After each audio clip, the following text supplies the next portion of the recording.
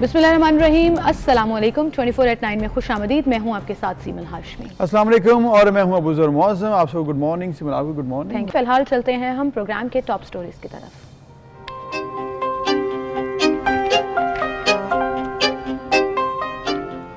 गिलगित बल्तिस्तान के इलेक्शन में तहरीक इंसाफ को बरतरी। गैर सरकारी नताइज में PTI 10 नशिस्तें जीत गई, 7 आज़ाद उम्मीदवार कामयाब। पीपल्स पार्टी ने 3 नशिस्तें जीती। साबिक हुक्मरान जमात नून लीग का हिस्सा सिर्फ 2 सीटों पर आया। NWM को 1 नशिस्त पर कामयाबी मिली। कोरोना की दूसरी लहर में तेजी। वज़ीर आज़म इमरान खान का पूरे मुल्क में जल्द से ख़त्म करने का ऐलान। कहते हैं दीगर जमातों से भी जल्द से ना करने का कहेंगे। शादियाँ खुली जगहों पर होंगी, 300 अफराद शिरकत कर सकेंगे।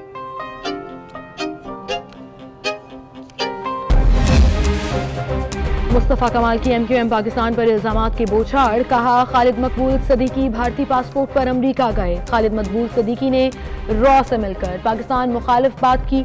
MQM पाकिस्तान ने खालिद मकबूल सदीकी पर इल्जामात बेबुनियाद इल्जामात करार दे दिए। कोरोना के बाद तालीमी इदारे बंद करने का फैसला अभी मौखर। बैनुल-सूबाई वज़ीर तालीम कॉन्फ्रेंस। कोरोना की सूरत हाल पर ब्रीफिंग। वफाकी वज़ीर तालीम शफकत महमूद कहते हैं 23 नवंबर को मौसम सरमा की तातीलात और स्कूलों की बंदिश का फैसला करेंगे। ये थी हमारी टॉप स्टोरीज और बाकायदा आगाज करेंगे। और सबसे पहले गिलगित बल्तिस्तान के इंतखाबात के हवाले से बात करेंगे। नून लीग के बयानिए को आवाम ने मुस्तरद कर दिया। इलेक्शन कमीशन के गैर हतमी गैर सरकारी नताइज के मुताबिक इंतखाबात में तहरीक इंसाफ की 10 नशिस्तें, पीपल्स पार्टी की 3 और मुस्लिम लीग नून के हिस्से में सिर्फ 2 नशिस्तें आई हैं। 7 नशिस्तों पर आज़ाद उम्मीदवार कामयाब। बिल्कुल 7 सीट्स आज़ाद उम्मीदवारों के नाम, जो कि बहुत बड़ा एक फैक्टर है, डिसाइसिव फैक्टर है। और MWM जो कि इत्तेहादी है पाकिस्तान तहरीक इंसाफ की वाहिद मुस्लिमीन जो जमात है, उसको 1 नशिस्त मिली है। तो ओवरऑल अगर देखा जाए तो सिचुएशन ये नज़र आ रही है कि पाकिस्तान तहरीक इंसाफ यहाँ पर गवर्नमेंट बना लेगी और आज़ाद उम्मीदवार भी अगर शामिल हो जाते हैं तो अब बहुत आसानी से गवर्नमेंट बन सकती है। सिचुएशन ये है कि इस वक्त दूसरी जानिब अपोजिशन जो है वो इन इंतखाबात के रिजल्ट्स हैं वो नहीं मान रही। नून लीग और पाकिस्तान पीपल्स पार्टी दोनों ने ही ये ऐलान किया है कि हम इस इलेक्शन के जो रिजल्ट्स हैं उसको नहीं मानते। बिल्कुल, बल्कि बाकायदा प्रोटेस्ट भी किया गया और बिलावल भुट्टो ने भी ये कहा कि हम इस इंतखाबात की धांधली में ज़रूर अपना प्रोटेस्ट रिकॉर्ड कराएंगे। जज्बाती फैसले करने और इंतहाई कदम उठाने पर मजबूर ना किया जाए। चोरी की गई सीटें वापस ना ले सके तो इस्लामाबाद जाएंगे। बिलावल भुट्टो ने कल ये इंदिया दे दिया और कहा रातों रात नताइज तब्दील करके पीपल्स पार्टी को हराया गया है। ऐसे इलेक्शन की कोई हैसियत नहीं है। बिल्कुल, अब सिचुएशन क्या है, आगे क्या होने जा रहा है और पीपल्स पार्टी और अपोजिशन क्या सोच रही है, किस तरह से लाहेअमल बनाया जाएगा। शाजिया सोबिया साहब हमारे साथ मौजूद हैं, पाकिस्तान पीपल्स पार्टी की रहनुमा MNA हैं। अस्सलाम वालेकुम शाजिया साहबा।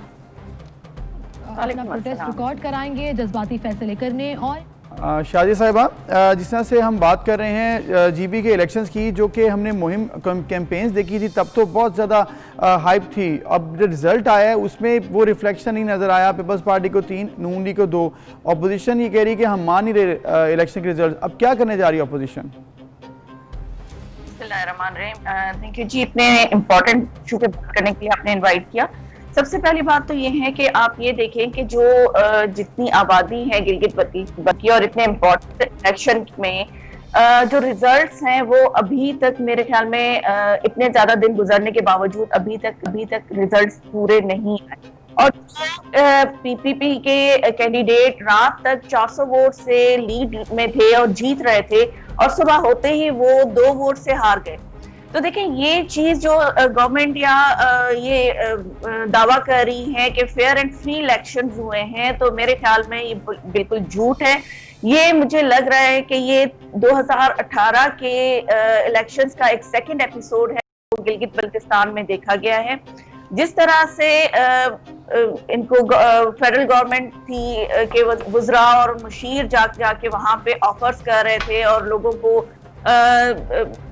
वादे कर रहे थे, दावे कर रहे थे उनको सारे वादे पूरे करने के, जिस तरह से उन्होंने 2018 के इलेक्शंस में किए थे और 100 डेज का मैंडेट भी वो लेकर आए थे।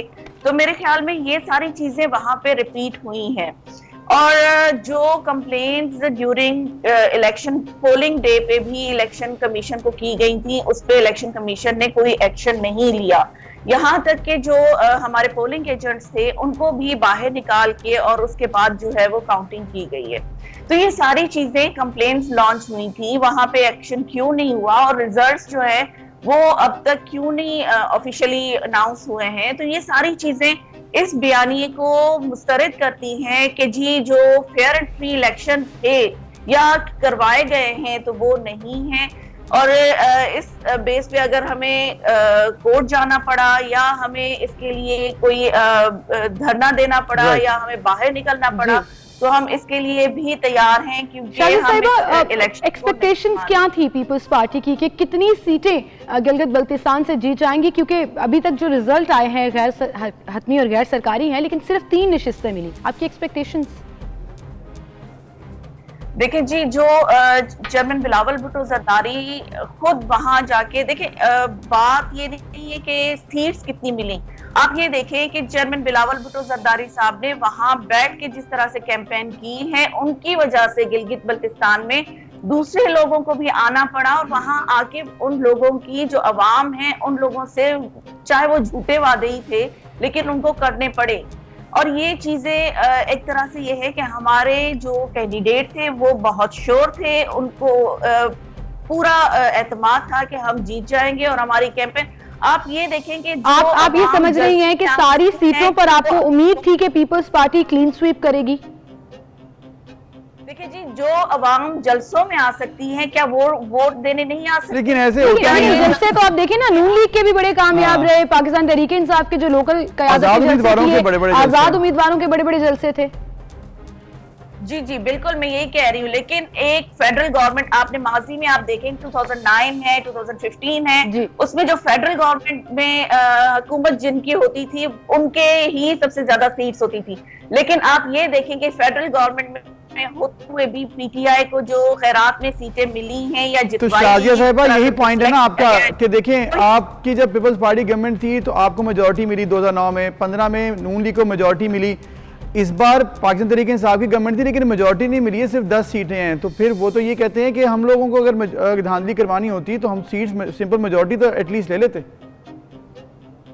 देखिए जी, ये वो इल्जाम दोबारा नहीं लेना चाहते जो 2018 में उनको घरों से उठा के उनको बताया गया था कि आप इलेक्शन जीत चुके हैं।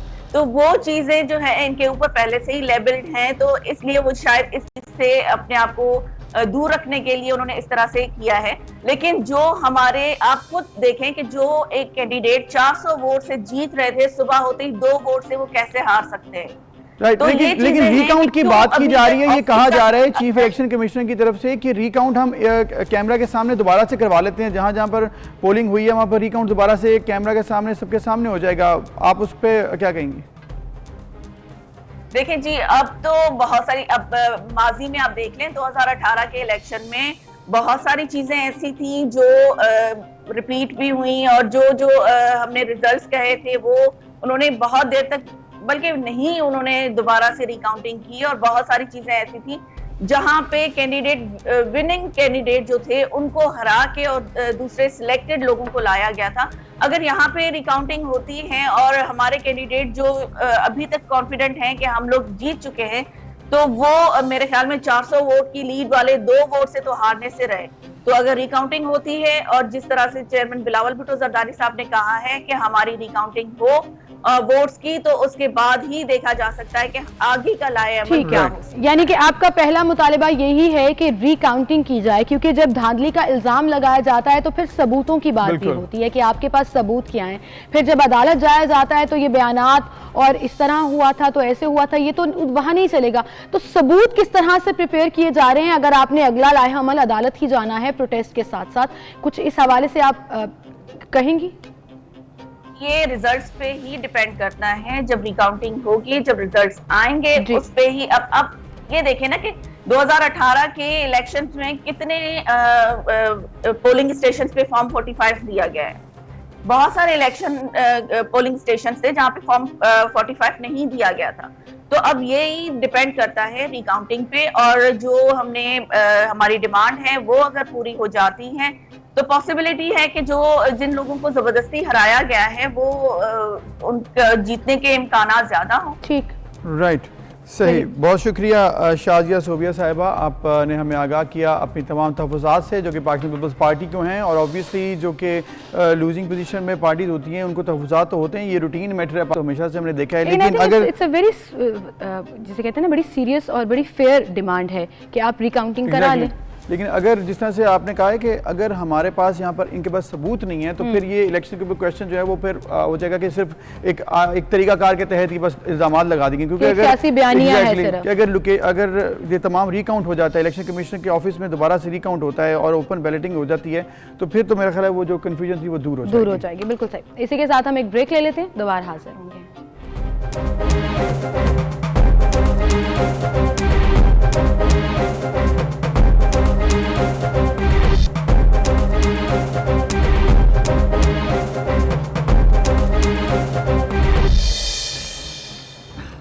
वेलकम बैक नाज़रीन, कुछ बात कर लेते हैं पाकिस्तान में कोरोना केसेस के हवाले से, क्योंकि इस वक्त तशवीशनाक सूरत हाल एक बार फिर बनती जा रही है। मजीद 33 अफराद जान की बाजी हार गए हैं। अमवात की तादाद 7193 हो चुकी है, जबकि 24 घंटों में 2050 नए केसेस रिपोर्ट हुए हैं। एक्टिव केसेस की तादाद 2955 है, जबकि एक दिन में 1010 मरीज सेहतयाब भी हुए हैं अल्हम्दुलिल्लाह। NCOC के मुताबिक मुतासरीन की तादाद 3,24,834 तक जा पहुंची है। आलमी वबा कोरोना की दूसरी लहर के फैलाव के बाद अब कुछ मजीद पाबंदियां और स्ट्रिक्टनेस जो है वो भी फॉलो की जाएगी। बिल्कुल, इसके साथ साथ ये भी कहा जा रहा है कि हुकूमत तो जलसे अब नहीं करेगी और पाबंदी लगाने का फैसला कर लिया गया जलसे जुलूसों पर, और ये भी कहा जा रहा है कि हम अपोजिशन से भी कहेंगे कि वो भी जलसे ना करें।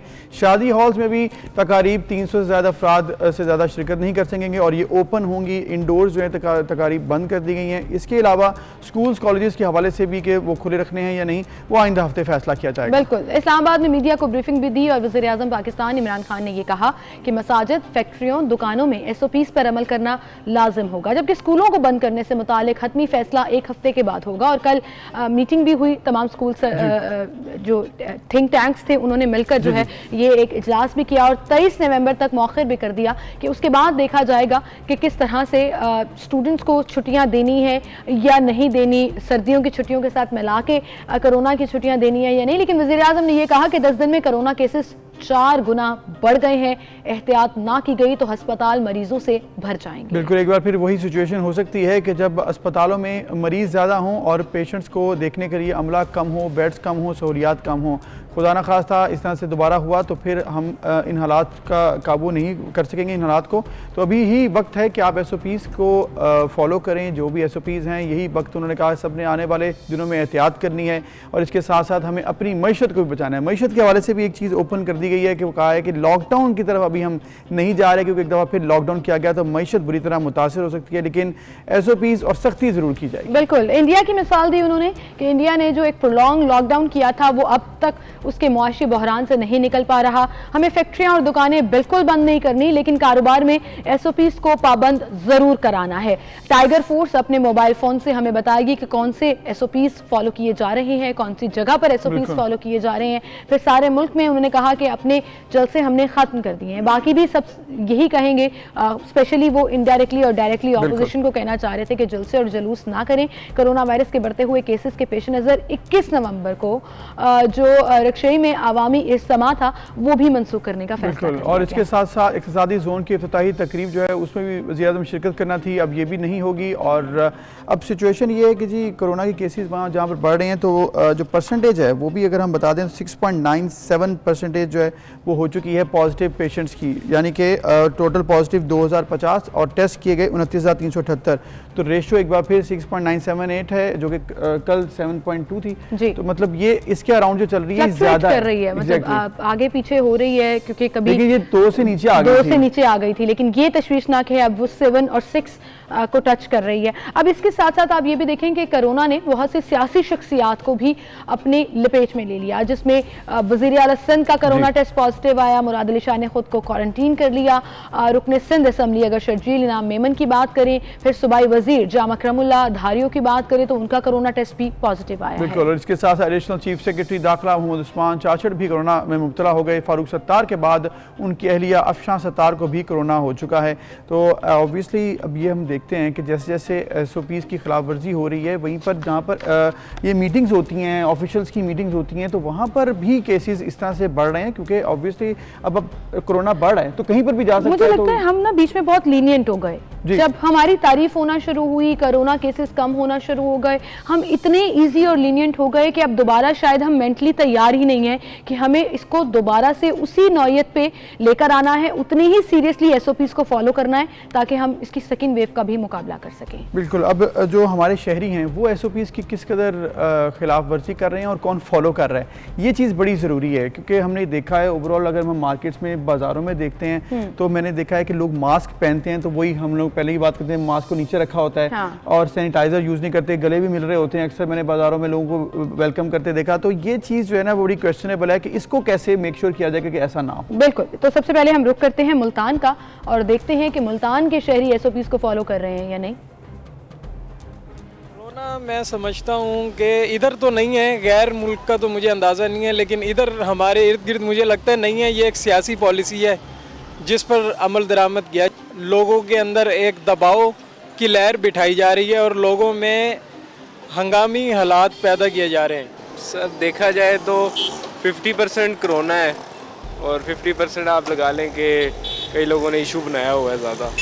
मलेरिया वगैरह पहले भी होते रहे, गले वगैरह ख़राब होते हैं इस मौसम में, मौसम की चेंजिंग की वजह है। जी कोरोना है और मैं सैनिटाइज भी यूज़ करता हूँ और मास्क भी पहनता हूँ और आपको भी एहतियात करना चाहिए मास्क पहनने के लिए। मास्क सर मैं इसलिए नहीं पहना कि जब किसी दफ्तर में जाना होता है तो उस टाइम मौके पे लगा लेता हूँ और जब मैं दफ्तर से बाहर निकलता हूँ तो फिर मैं उतार के अपने पॉकेट में रख लेता हूँ। एहतियाती तदबीर तो लाजमी अख्तियार करें, क्योंकि यह है कि अपनी जान से बढ़कर तो कुछ नहीं है ना। आप देख रहे हैं कि आपके सामने है, मतलब कितने हमारे अपने रिश्तेदार हैं, एक दो उनको भी हुआ है, वहाँ पे हुई हैं, जो हमारे दोस्त हैं उनकी कुछ फौतगियाँ भी हुई हैं इस कोरोना की वजह से। तो ये बिल्कुल है जी, इससे तो आप लाजमी बचें, जितना हो सकता है उतना ज़्यादा बचत करें। नहीं जी बिल्कुल नहीं है कोरोना, ये एक इशू बना दिया गया है। हम इस वक्त जो बेरोज़गारी और अपने हालात से लड़ रहे हैं वो हमारे लिए ज़्यादा ख़तरनाक है।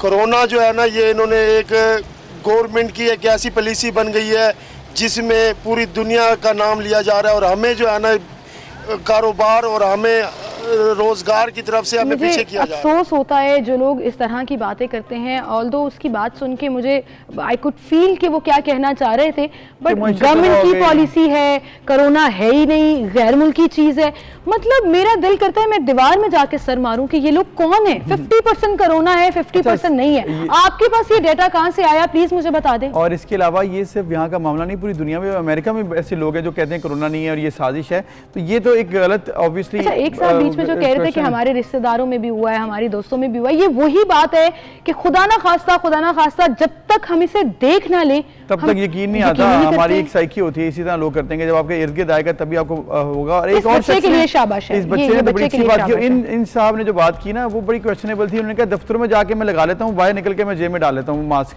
मतलब ये तो एक 24 आवर वाली चीज़ है। अगर आप बाहर जाते हैं, ये दफ्तर और घरों बाजारों में, आपको ये नहीं कि वहाँ पर होगा कोरोना और कहीं पर नहीं होगा। अच्छा, लेकिन उसके लिए आपको सोशल डिस्टेंस मेंटेन करना है। अगर आपने मास्क नहीं पहना, बहुत से लोग ये क्वेश्चन कर सकते हैं, और आप देखिएगा सोशल मीडिया के ऊपर तो लोगों के पास ना एक टाइपराइटर वो आ जाता है ना जब मोबाइल का या कीपैड का, तो वो जो मर्जी दिल में आए लिख देते हैं और सबसे पहले ये कमेंट आएगा कि आप लोगों ने मास्क क्यों नहीं पहना हुआ। तो भाई नोटिस कर लीजिए, और मैं चाहूंगी कि दूसरा कैमरा कट करके प्लीज मेरे प्रोड्यूसर आपको दिखा दें कि हम 6 फुट के फासले पर बैठे हुए हैं। मेरे और अबूजर के अंदर सोशल डिस्टेंस है और हम बिल्कुल कोरते कि हम जो पेपर्स हैं वो शेयर करें, आपस में एक दूसरे से कोई चीज लें। And if you can see we have a sanitiser and actually Abuzar का एक स्पेशल स्प्रे बनवाया हुआ है जिससे आके वो पूरी अपनी जगह को सैनिटाइज करते हैं और फिर वहां पर। तो ये जरूरी है। कभी अगर मैं उनसे उधार मांग भी लूं ना तो वो मुझे कहते हैं मैं खुद कर दूंगा, मैंने आपको पकड़ाना नहीं है। बिल्कुल, देखिए यही एहतियात है जो कि हमने खुद भी करनी है और हमने आगे लोगों को भी बताना है और लोगों को चाहिए फॉलो भी करें। गवर्नमेंट भी कह रही है, इंटरनेशनली भी कहा जा रहा है, आपने केसेस अपनी आंखों से देख लिए हैं, लोगों को बीमार होते हुए, लोगों को दुनिया से जाते हुए। तो इसके बाद आपको मजीद एग्जांपल्स नहीं चाहिए होंगी, आप इसको क्वेश्चन ना करें। लेकिन मैं चाहती हूँ कि मैं चाहती हूँ हम मजीद लोगों की जरा बातें सुने। कराची के शहरियों के दिखा रहे ये कहता हूँ सैनिटाइजर है, जैसे अपना मास्क है, इस चीज़ का एहतियात रखें, ज़रा फासले पे रहे, तो इस चीज़ का एहतियात लाजमी करनी चाहिए, मेरे जहाँ का ख्याल है। कोरोना है तो वो तो है ही है, तो ये अपने आप को एहतियात रखनी चाहिए। मकसद कोई कोरोना का ऐसा कुछ है ही नहीं चक्कर, कोई ऐसा महसूस, सब बस ऐसे ही पागल बनाया हुआ है कोरोना वगैरह। ये कुछ भी नहीं है पाकिस्तान में, ये रमज़ानों में कुछ नहीं था, अल्लाह की रहमत से, ये रमज़ानों की बरकतों से कोरोना बहुत ख़त्म हुआ। मतलब सबसे पहले तो मास्क पहनना चाहिए इसके लिए, कोरोना के लिए। दूसरा ये कि जैसे डॉक्टर बताते हैं कि हाथ धोना चाहिए और 6 फुट का जो है फासला रखना चाहिए। तो ये जो मेन चीज़ है ये बहुत ज़रूरी है, इन चीज़ों का बहुत मतलब ख्याल रखना चाहिए। हमें तो नहीं लग रहा है कोई कोरोना, ये तो ऐसे ही वो बना रहे हैं, उन लोगों ने कोरोना बनाया हुआ। ये जो बुजुर्ग लोग हैं ना, इनको ज़्यादा समझाना चाहिए। ये मुझे अभी तक का हमारा जो अपना सर्वे है उसमें लग रहा है कि वो ज़्यादातर ये कह रहे कोरोना शरोना कुछ नहीं है, ये कुछ नहीं होता, ये ज़्यादा रिजिड है और ये समझते हैं ऐसे, जिन मतलब कुछ शहरी ऐसे हैं, मतलब बुजुर्गों को एक जनरलाइज नहीं कर रहा मैं, लेकिन मैं ये कह रहा हूँ कि ओवरऑल जनरलाइज ना करें, लेकिन फिर भी मोस्टली बुजुर्गों में और ऐसे शहरी जिन्होंने इस चीज़ को अभी तक देखा नहीं ना आंखों से, वो इस पर यकीन नहीं कर रहे हैं। तो अल्लाह ताला ना करे कि आपको ये खुद देखना पड़े आंखों से अपने किसी अजीज़ को, रिश्तेदार को, दोस्त को। तो इससे पहले आप ख्याल रखें अपना और रेसिपीज को फॉलो करें, यही एक तरीका है। अगर नहीं भी है ना तो फिर भी आप मास्क पहन लें कि शायद आप किसी ऐसी चीज़ से तो बच रहे हैं ना जो कि हो सकती है। बिल्कुल सही। कोरोना ने जहां बहुत सी चीज़ों को मुतासर किया, वहीं पर अबूज़र बेरोज़गारी एक बहुत बड़ा सवालिया निशान रहा। कोविड-19 की वजह से जो लॉकडाउन हुए, लोगों के कारोबार मुतासर हुए, लोग बेरोज़गार हुए, जॉब्स अवेलेबल नहीं थी। कल जहां वज़ीर आज़म कोरोना के SOPs के हवाले से बात की, वहीं पर उन्होंने एक और बड़ा ऐलान किया और नौजवानों के रोज़गार के लिए नेशनल जॉब पोर्टल के क़याम की भी मंजूरी दी है। बड़ा अच्छा पॉजिटिव कदम है। वज़ीर आज़म से मुआविन ख़ुसूसी बराए उमूर नौजवान उस्मान डार की मुलाकात हुई, जिसमें मुआविन ख़ुसूसी ने कामयाब जवान प्रोग्राम से मुतालिक ब्रीफिंग दी और नेशनल जॉब पोर्टल से मुतालिक उनको तफसील से आगाह किया। और इस दौरान कोरोना की बढ़ती सूरत हाल के पेश नज़र टाइगर फोर्स को दोबारा जिम्मेदारियाँ देने का भी फैसला किया गया। मुआविन ख़ुसूसी ने वज़ीर आज़म को कामयाब जवान प्रोग्राम में कर्जों की फराहमी से मुतालिक पेशरफ्त से आगाह किया कि जो लोगों के कारोबार, जिन लोगों के मुतासर हुए हैं, वो इससे कुछ कर्ज लेकर अपना दोबारा से कारोबार शुरू कर सकते हैं। इस मुलाकात में टाइगर फोर्स के हवाले से मुख्तलिफ अमूर पर मुशावरत भी की गई। फिर वज़ीर आज़म ने यह भी कहा कि नौजवान मुल्क का कीमती असासा हैं, नौजवानों को बाइख्तियार बनाना हुकूमत की अवलीन तरजीह है और सितंबर में ये काम शुरू किया गया था। इस प्लानिंग के ऊपर अब बाकायदा वो नेक्स्ट मरहले में दाखिल हो गया है और इस प्रोग्राम के तहत 1.5 लाख जवानों को रोजगार दिया जाएगा। बिल्कुल, और इसके तहत 1.5 अरब रुपए तकसीम भी किए जा चुके हैं और नौजवानों को अपनी शख्सी ज़मानत पर 3% मार्कअप पर कर्ज भी दिए जा रहे हैं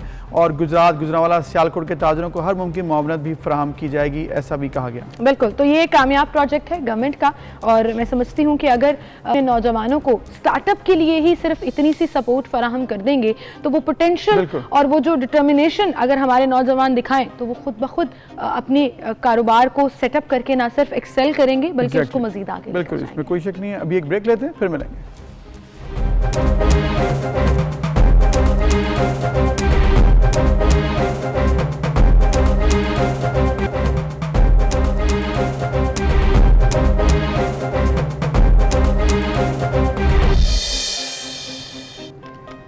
वेलकम बैक। एक बार फिर से आपको खुशामदीद कहेंगे। पाकिस्तान की टीम का जब बाहर कहीं किसी कंट्री के साथ मैच होता है ना तो मैं प्रेफर करती हूँ और इम्पोर्टेंट मैच हो कि मैं ग्रीन पहनूं। आज इत्तेफाक से मैंने ग्रीन पहना हुआ है एंड आई डोंट नो, मैं दोनों पाकिस्तान की टीम आज PSL में टाकरा होने जा रहा है। नेशनल स्टेडियम में ये मैच खेला जाएगा और फाइनल में रवायती हरीफ का जब लफ्ज आता है ना तो फिर लाहौरी और कराची वाले जो है ना वो एक साथ ऐसे आमने सामने आ जाते हैं और पूरा फैन मोमेंट जो है वो सोशल मीडिया पर तो शुरू हो ही जाता है। लेकिन ये जो टीमें मद्दे मुकाबल होंगी, ऑल्दो स्टेडियम्स खाली होंगे, लेकिन स्टेडियम्स की जगह जो कमेंट्री लोग जो एंजॉय करते हैं वो सोशल मीडिया के इस्तेमाल पर करेंगे। आप देखिएगा आज सारे के सारे टॉप ट्रेंड्स जो हैं वो इसी के हवाले से जा रहे होंगे। हमारी पूरी क्रिएटिव लॉट जो है वो ढेर सारी मीम्स बना रही होगी, लाहौरी अपने काम पे लगे होंगे, कराची वाले अपने काम पे लगे होंगे, हम एंजॉय कर रहे होंगे। और एंजॉय हमने क्रिकेट को देखकर भी करना है और जब टीम की परफॉर्मेंस होगी उस पर तो हम कल बात करेंगे कैसा कौन जीता, फाइनल कैसे जीता। लेकिन अभी तक सोहेल अख्तर जो कि कप्तान है लाहौर कलंदर के, वो बड़े पुरएतमाद नजर आए हैं। पहली बार उन्होंने कप्तानी की, अभी तक वो इंटरनेशनल क्रिकेट नहीं खेल रहे हैं लेकिन उनकी जो कप्तानी थी वो बड़ी मैच्योर नजर आई है। अहमद वसीम कराची को लीड कर रहे हैं, उनसे भी यही एक्सपेक्टेशन है कि अच्छी वो प्लानिंग के साथ आज मैदान में उतरेंगे और जो ट्रॉफी जीतेगी टीम उसको $5 लाख का इनाम भी मिलेगा। बिल्कुल, और अब देखते हैं कि आज असल असल में मैदान कौन मारता है और किसका दिन है, क्योंकि दोनों ने ये साबित तो कर दिया कि बहुत ज़बरदस्त पूरा PSL वो खेलती रही, तभी उन्होंने क्वालिफाई किया फाइनल के लिए। अब फाइनली लक किसके हिस्से में जाती है ये तो आज शाम को पता लगेगा, लेकिन इस पर हम बात करेंगे कि हमारी जो क्रिकेट टेक्निक्स हैं, जो हमारे क्रिकेट एक्सपर्ट्स हैं, वो दोनों टीमों को कैसे देख रहे हैं, किस तरह से उनका कंपैरिजन कर रहे हैं। फवाद मुस्तफ़ा साहब कराची से हमारे साथ मौजूद हैं, उन्हें हम खुशामदीद कहेंगे। अस्सलाम वालेकुम फवाद साहब। जी वालेकुम अस्सलाम। Thank you so much for joining in. अच्छा, मेरी और अबूजर की जरा चुलबुली बातें तो आपने सुन ली। वी आर जस्ट एक्साइटेड, एक बड़ा मैच होने जा रहा है और जबरदस्त टीम्स का टाकरा होगा। आप कैसा देख रहे हैं इस मैच को? देखिए, ऑब्वियसली जब से PSL हुआ था तो तब से एक कहने ख्वाब था, एक उम्मीद थी और एक बात होती थी कि कभी कराची लाहौर का फाइनल हो। अनफॉर्चुनेटली फाइनल तो हो रहा है, लेकिन अगर क्राउड नहीं आ सकती देखने। अगर सोचें आप, ये क्राउड भी अलाउ होता और हालात बेहतर होते तो क्या सूरत हाल होती। बट स्टिल आपने जैसे सोशल मीडिया का कहा या ओवरऑल तैयारी तो अभी से शुरू हो गई है और बहुत ही उम्मीद ये है कि एक अच्छा मैच होगा। यहाँ पर मैं लाहौर को बहुत ज़्यादा क्रेडिट देना चाहूँगा। उसकी वजह ये है कि लाहौर जब से आई है, एक तो वो आखिरी नंबर पे थे, उसके बाद उन पे बहुत ज़्यादा इस साल भी तनकीद हुई। उनकी जो स्ट्रैटेजी थी वो मोस्टली प्लेयर्स डेवलपमेंट पे काम कर रहे थे। उनका इरादा ये था कि हम अपने प्लेयर्स लेके आएंगे, उनको डेवलप करेंगे और उनके थ्रू जीतेंगे। तो इस पे उनका बहुत ज़्यादा तनकीद हुई, बहुत मजाक उड़ा और हमारी यहाँ पेशेंस की वैसी कमी है, तो हम तो फौरन नतीजे चाहते हैं। तो जब आप खुद अपने प्लेयर्स डेवलप करते हैं तो टाइम लगता है। तो 4 से 5 साल उनको लगे इस जगह पर आने के लिए। फिर जब कप्तान बनाया तो हम समेत, मुझ समेत सारे लोगों ने तनकीद की कि भाई हफीज के होते हुए आप सोहेल अख्तर को कप्तान बना रहे हैं। तो वो भी स्ट्रेटजी अब उनकी कामयाब नजर आ रही है। ठीक है, फाइनल में तो पहुंच गए ना। सो लाहौर को बड़ा इसका क्रेडिट जाता है। फिर लाहौर जिस तरह से Why is everybody saying Lahore? हम क्यों इतना प्रेशर डाल रहे हैं बेचारी एक मासूम सी टीम पे जो पहली दफा फाइनल में आई है, पहला PSL है जिसमें वो अच्छा परफॉर्म कर रही है। मुझे लगता है फवाद, इतना सारा प्रेशर ना कहीं उनकी परफॉर्मेंस को मुतासर ना कर दे फाइनल के लिए। देखिए, ये प्रोफेशनल्स होते हैं, चाहे कराची हो या लाहौर हो। T20 क्रिकेट और फ्रेंचाइज लीग जो होती है ना, सबको अपने रूल्स पता होते हैं। सो प्रेशर शायद ऑब्वियसली जरूर दोनों टीमों पे होता है। इतने करीब आके आपकी यही ख्वाहिश होती है कि आप जीतें, लेकिन प्रोफेशनल्स होते हैं, इन्हें हैंडल करना होता है और आप फाइनल तक आए हैं। उसकी वजह ये है कि आप जिस तरह से जीते में आए ना, 2 मैचेस आप देखिए जो चेस किया है, उससे पहले रन किए थे। सो थोड़ा सा लाहौर को एज है मेरी नजर में। लाहौर को तो एज है और ये भी कहा जा रहा है कि लाहौर की आखिरी परफॉर्मेंसेस बड़ी ज़बरदस्त रही हैं। और अगर ओवरऑल बात की जाए तो कराची और लाहौर के जो हेड टू हेड मुकाबले हैं उसमें थोड़ा कराची किंग्स का पलड़ा भारी है, लेकिन वो पिछले टूर्नामेंट्स को लेकर ही है। 6 मैच कराची ने जीते, लाहौर कलंदर ने 4 जीते अब तक, जो हेड टू हेड 10 मैच हुए हैं। आप बताएं कि लाहौर को तो आप कह रहे हैं कि उन्होंने बड़ी अच्छी परफॉर्मेंस देखा, यहाँ तक पहुँच गए। कराची किंग्स के पास कौन से ऐसे प्लेयर्स हैं जिस पर वो रिलाय करेंगे मोहम्मद आमिर के अलावा? देखिए, कराची भी फाइनल में दोनों टीमें पहुंची हैं, तो आप कतई तौर पे ये नहीं कह सकते एक टीम बहुत ही ज्यादा बेहतर है और दूसरी उससे थोड़ी कमतर है। ऑलमोस्ट बराबर की टीमें हैं। मोहम्मद आमिर ने जिस तरह से फाइनल में पहुंचाया, इतना प्रेशर था उनके ऊपर। शर्जील खान हैं, उनके फॉरेन प्लेयर्स हैं, एलेक्स हेल्स हैं। सो टीम सारी दोनों टीमें जो हैं तगड़ी हैं, बट अब सारा खेल जो है 40 ओवर का है। इसमें जो बेहतर खेल जाएगा वो चैंपियन बन जाएगा।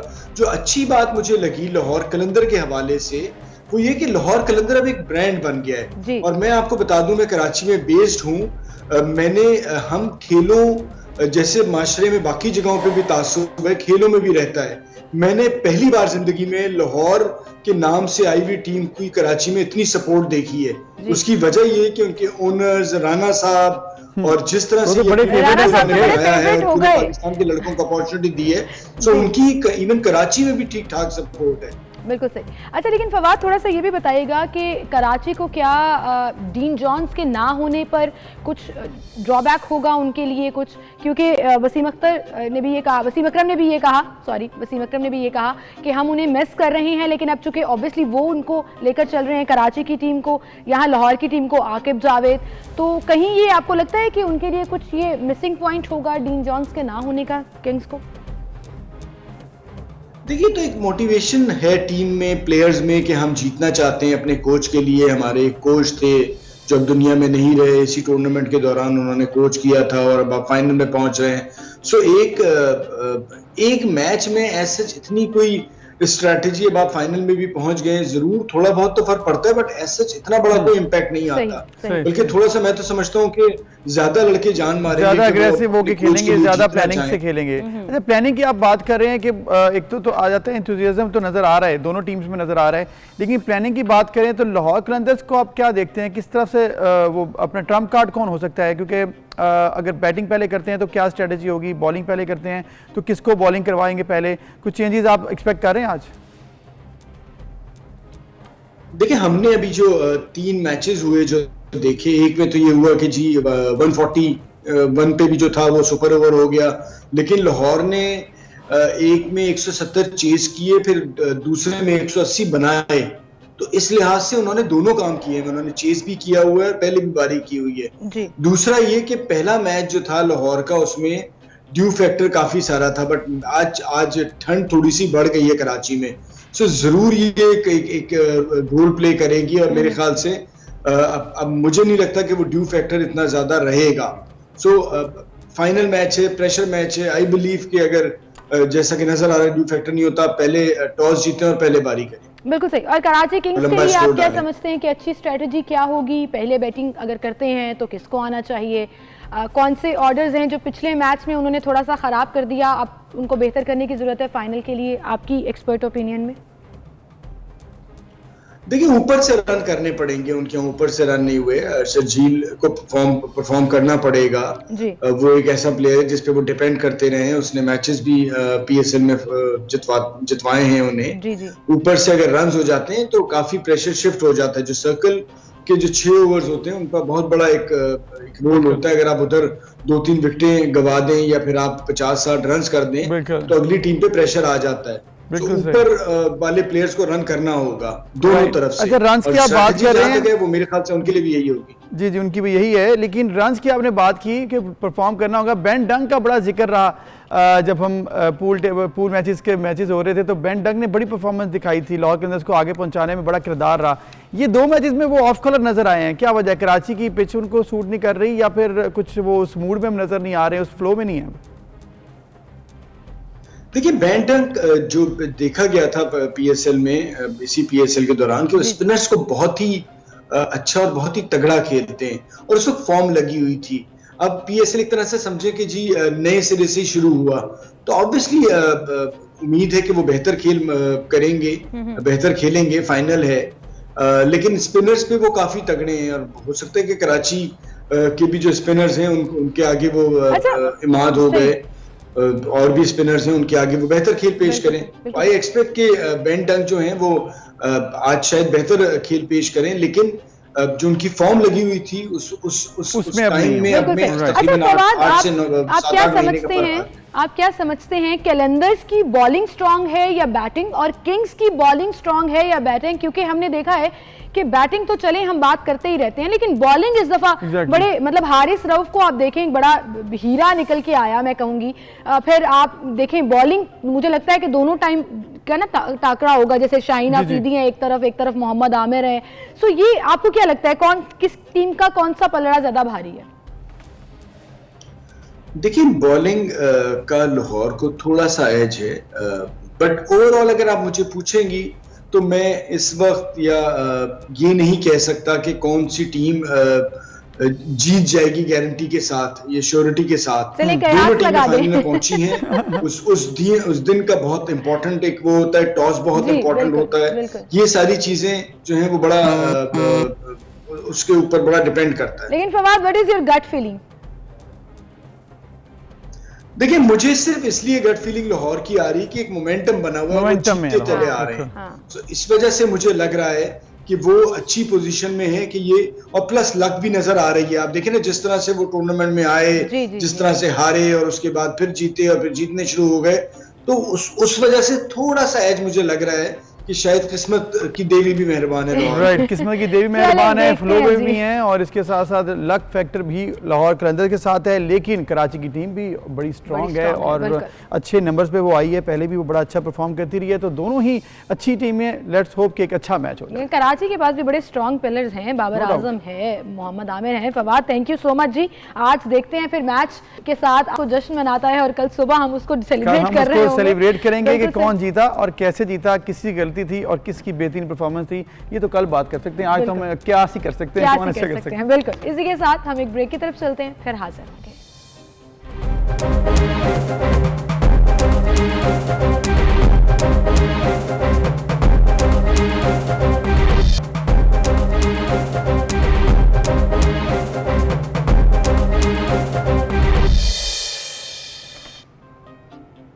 वेलकम बैक नाज़रीन। हमने एक सेगमेंट शुरू किया हुआ है जिसमें हम आपको बताते हैं कि किस तरह से फूड की फ़ायदे आपको पहुंच सकते हैं, जैसे कि इम्यूनिटी के लिए, चाहे फ्रूट है, सब्जियां हैं, दालें हैं या ड्राई फ्रूट्स हैं, अगर हम लोग उस पर बात करेंगे तो उससे फ़ायदा ये होगा कि आपकी सेहत बेहतर। वेजिटेबल्स अक्सर लोग ना खाते हैं ना उस पर बात करते हैं, तो हम वेजिटेबल्स के ऊपर भी बात करते हैं और वो भी हमारे सेगमेंट का हिस्सा होता है। तो आज जिस चीज़ के ऊपर हम बात करने जा रहे हैं वो सर्दियों की एक सौगात है, और सर्दियों में अगर आप मछली ना खाएं तो वो जिसे कहते हैं ना, सर्दियों का मज़ा नहीं आता। वो लगता है कि जैसी सर्दियाँ आ रही हैं, फिश आ गई ना, तो फिर प्रॉपर लगता है कि अब सर्दी आ गई। अब सर्दी आ गई, बिल्कुल गई, बिल्कुल। वो चाहे ग्रिल हो, फ्राइड हो, या जिस तरह से भी आप उसको कंज्यूम करना चाहते हैं। कुदरत की ये हसीन मखलूक है जो दुनिया में हर जगह पाई जाती है। समंदरों, दरियाओं, झीलों, तालाबों और चश्मों में लातादाद मछलियाँ पाई जाती हैं और साइंसदान अब तक 21,000 से ज़ायद इसकी इकसाम दरियाफ्त कर चुके हैं। और अब अगर बात करें कि इसके फ़ायदे क्या हैं, तो प्रोटीन के बेहतरीन ज़राए में से एक मछली भी है। ये ओमेगा 3 चिकने तिरछे फैटी एसिड जिसे कहते हैं और बुनियादी ग़ज़ा अज्जा से भरपूर होती है। जिस्म को दुबला पतला रखने और आपके जो मसल्स हैं उनको मजबूत बनाने के लिए मछली की प्रोटीन बेहतरीन ग़ज़ा है। बिल्कुल, मछली से सिर्फ पेट कम नहीं होता बल्कि जिस्म के जो दीगर ऑर्गन्स हैं वो फाल भी हो जाते हैं। जिगर, दिमाग और नींद के लिए मुफीद है, इसलिए अपनी खुराक में मछली को ज़रूर शामिल करें ताकि ये फ़ायदे जो मैं आपको बताने वाली हूँ और अबूज़र भी उसका जिक्र करेंगे कि ये फ़ायदे आप इससे ज़रूर उठाएं। सबसे पहले अगर किसी को हार्ट डिजीज़ है या प्रॉब्लम है या फैमिली में रन करती है तो मछली की कंजम्पशन जो है वो उसके रिस्क को बहुत ज़्यादा कम कर देगी। बिल्कुल, अमेरिकन जर्नल ऑफ कार्डियोलॉजी में शाया होने वाले एक जायजे के मुताबिक मछली खाने से दिल की मोहलिक बीमारियों और शरियानों के बंद होने का इम्कान घट जाता है और मछली में दिल के लिए मुफीद ओमेगा 3 जो होता है उससे सोजिश को कम करने, दिल की हिफाजत करने और दरीना अमराज से बचाने में ये मददगार साबित होता है। और इसके साथ साथ आप ये भी देखें कि हम बहुत से सप्लीमेंट्स ऐसे लेते हैं जिसमें अक्सर लिखा हुआ होता है omega 3। So why not take the organic omega 3 जहां से मिलता है, and that is fish. Exactly, दिमाग के लिए बहुत ज़्यादा ज़रूरी ग़िज़ा है और इस पर भी तहकीक हुई है कि समंदरी ग़िज़ा अगर आप इस्तेमाल करते हैं तो अल्जाइमर्स की बीमारी अल्जाइमर्स कहते हैं कि जैसे जैसे आपकी एज बढ़ती चली जाती है आपकी याददाश्त चली जाती है, आपको चीज़ें भूल जाती हैं, यू लैक ऑफ ट्रैक कि आपने कहाँ कब क्या किसके साथ किया। तो बूढ़े लोगों के लिए यानी कि एजेड लोगों के लिए मछली जो है वो बहुत ज़्यादा फ़ायदेमंद साबित है, दिमागी सेहत के लिए फ़ायदेमंद है। इसके अलावा ये मछली का जो फ़ायदा है वो आपको विटामिन डी का ये शानदार ज़रिया बन जाती है। The international institute of health America के मुताबिक मछली में विटामिन डी की मिकदार ज़्यादा होती है और ये बुनियादी ग़ज़ा अज्जा का बहुत अच्छा ज़रिया तस्वर होती है। बिल्कुल, इंस्टीट्यूट के मुताबिक विटामिन डी कैल्शियम के इंतज़ाम के लिए बहुत ज़्यादा मुफीद होता है और विटामिन डी बहुत कम ऐसी चीज़ें हैं जिसके अंदर पाया जाता है और मछली अगर आप ले रहे हैं तो आपके बॉडी का जो कैल्शियम है वो भी इंटैक्ट रहता है। ऐसी रिसर्चेस मौजूद हैं और डॉक्टर्स इस चीज़ के ऊपर फोकस भी करते हैं। नज़र की बेहतरी के लिए मछली कहते हैं बहुत अच्छी है। जिनकी आईसाइट वीक है और उन्हें लगता है कि उन्हें आंखों की कोई प्रॉब्लम है तो वो मछली खाएं, उसके साथ उनकी जो आइस की वेन्स हैं वो स्ट्रांग हो जाती है। और इसका सबब दिमाग और आंखों में इन तिरछों का ज़्यादा होना है और इसके अलावा अच्छी नींद भी आप हासिल कर सकते हैं अगर आप फिश खाते हैं। अगर आप मछली खाएंगे तो नींद अच्छी आएगी। फिर सोएं, नींद आने या बुरी नींद का मसला यानी कि कम आती है नींद या फिर प्रॉपर तरीके से नहीं आती तो मछली का इस्तेमाल एक अच्छा टोटका साबित हो सकता है। The journal of clinical sleep medicine में शाया होने वाली एक तहकीक के मुताबिक मछली खाने में इजाफे से ज़्यादातर अफराद की नींद का म्यार बेहतर हुआ है। और ऐसा नहीं करना कि आप बस फिर ड्रामेबाजी शुरू कर दें कि हर रोज मुझे नींद नहीं आ रही, मैंने मछली खानी है, मुझे नींद नहीं आ रही, थोड़ी ये रीजनिंग जो है ना वो, है। हाँ थोड़ी थोड़ी खाएं फिर, लेकिन ये रीजनिंग हर रोज के लिए नहीं चलेगी। एनीवेज कुछ महक़क़ीन ये भी बताते हैं कि मछली में विटामिन डी के ज़्यादा मकदार सोने में मददगार फराहम तो करता ही है, लेकिन वहीं पर स्किन बेहतरी के लिए ये बड़ा इम्पॉर्टेंट रोल प्ले करती है। अक्सर ये एक मिथ एक्सिस्ट करती है कि मछली बहुत गर्म है, मेरी स्किन ख़राब हो जाएगी। साइंस इसका बिल्कुल उलट प्रूफ करती है कि आपकी स्किन के ऊपर अगर कील मुहासे हैं, दाग हैं, दाने हैं, उनके लिए मछली ज़बरदस्त है। यानी कि अगर आप मछली खाएंगे तो आपकी स्किन के दाग, दाने, तमाम चीज़ें क्लियर हो जाएंगी। राइट, तो बेसिकली आपकी स्किन की हेल्थ के लिए भी बेहतर है, फिर जोड़ों के लिए बड़ा मुफीद है। जोड़ों के लिए भी बताया जाता है कि इसको अगर आप खाएंगे तो आपके जो आर्थराइटिस और दीगर इस तरह की जो बीमारियां हैं वो भी दूर हो सकती हैं। फिर बग़ैर चर्बी यानी कि जो फैट्स हैं वो भी इससे ख़त्म हो सकते हैं। बेहतर आपकी हेल्थ होगी, आपकी फैट्स ख़त्म हो जाएंगे, आपके जोड़ों का मसाइल खत्म होगा। डाइटिंग में बड़ी फ़ायदेमंद है। कोलेस्ट्रॉल कम होगा, ऑब्वियसली उसका क्या फ़ायदा होगा, कोलेस्ट्रॉल जब कम होता है इससे खाने से तो फिर आपके जो हार्ट की डिजीज़ हैं वो भी कम हो जाती है, कम हो जाती हैं। और कोलेस्ट्रॉल का प्रॉब्लम तो मुझे लगता है कि हर दूसरे शख्स को है 40 प्लस में।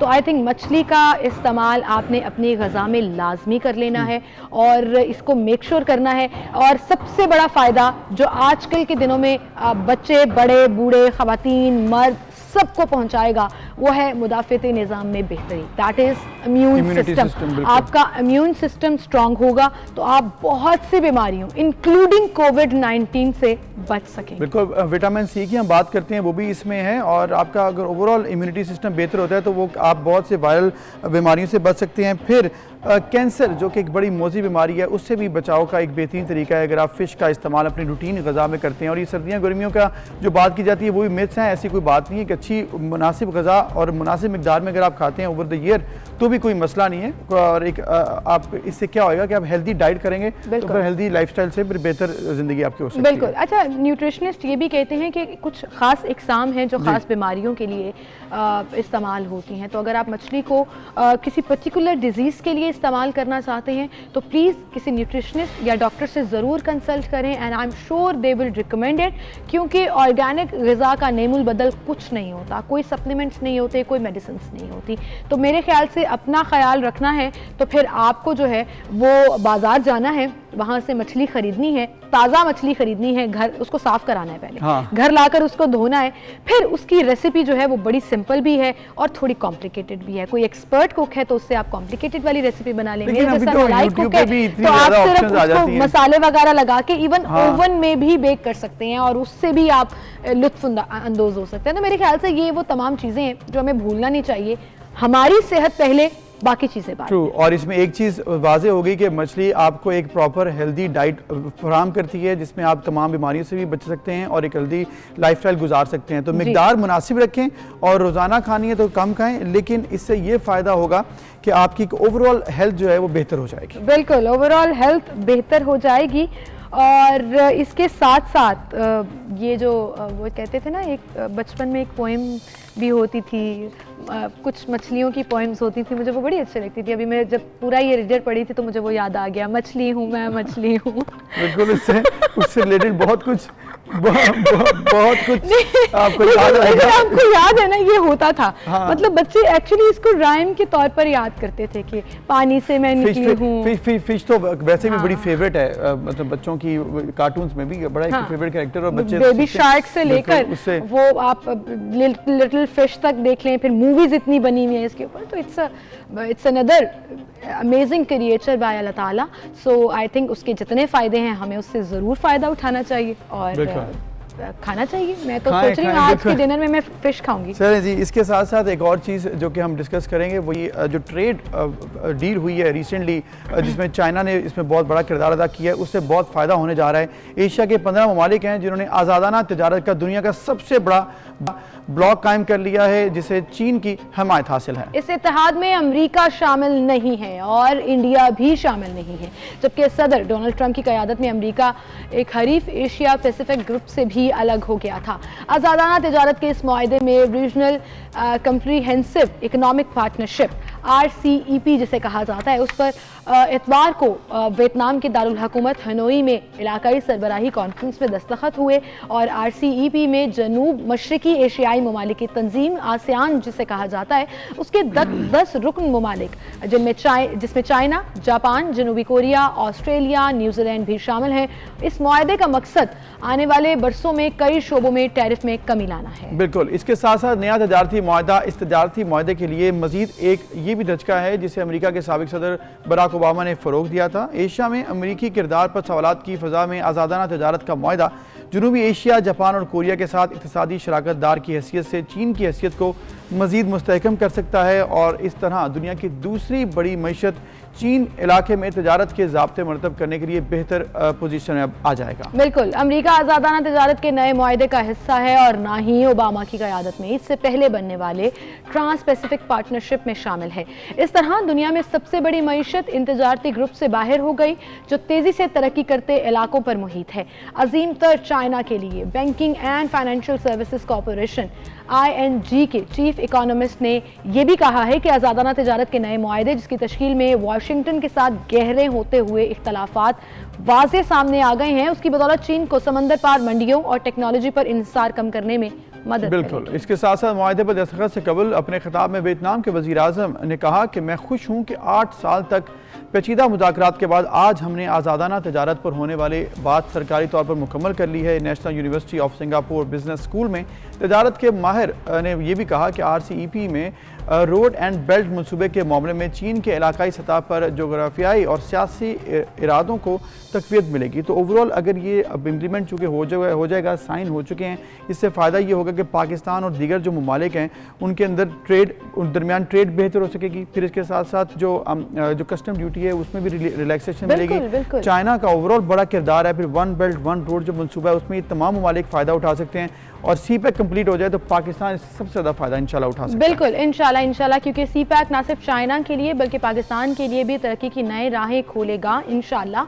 और जैसे ही ये कंप्लीट होगा तो ये तमाम जो रीजन है वो डिपेंडेंट हो जाएगा चाइना के ऊपर। और जब चाइना सबको लिंक कर रहा है, जैसे अभी हमने जिक्र भी किया, और चाइना सबके लिए फ्री ट्रेड के ऊपर बात भी कर रहा है, तो चाइना पाकिस्तान के साथ जो CPEC का कॉन्ट्रैक्ट है उसकी वजह से पाकिस्तान की इंपॉर्टेंस डेफिनेटली बढ़ जाएगी। एग्जैक्टली। और इसके साथ साथ भारत की अगर बात करें तो भारत गुज़िश्ता साल आज़ादाना तजारत के मुआहदे से अलग हो गया था क्योंकि उसे तशवीश थी कि इस तरह चीन का जो सस्ता माल है, ऑब्वियसली चीन की जो रॉ मटीरियल बड़ी सस्ती होती है जिससे मुल्क की सनत उनकी मुतासर हो जाएगी। तो भारत थोड़ा सा पीछे हट गया, पहले ही डर गया कि ये तो मतलब मुकाबला नहीं कर सकता। फिर इसका नुकसान ये भी होगा कि डिफरेंट कंट्रीज में जो फ्री ट्रेड है उसमें भारत नहीं आ सकेगा और वही चीज़ें जब आपको डिफरेंट कंट्रीज से मिल रही होंगी, for example Pakistan is producing the same material and same things, अगर पाकिस्तान वो मार्केट में प्रोवाइड कर देगा तो भारत खुद ब खुद पीछे होता चला जाएगा। ये मैंने एग्जाम्पल के तौर पर कोट किया।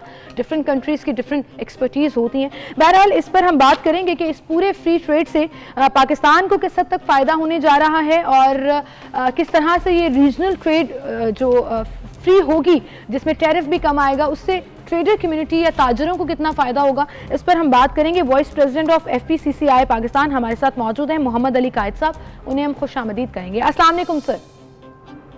वालेकुम सलाम, और कैसे खैरियत से? जी बहुत शुक्रिया जनाब। जिस तरह से हम बात कर रहे हैं ओवरऑल ये जो मुआहदा हुआ है ट्रेड मुआहदा जिसमें चाइना लीड करने जा रहा है, इससे ये बताइएगा कि पाकिस्तान को किस कदर फ़ायदा हो सकता है क्योंकि जब चाइना का मटीरियल इस्तेमाल होगा तो फिर उस तरह से कहा जा रहा है कि चाइना ही इससे सबसे ज़्यादा फ़ायदा उठा सकता है।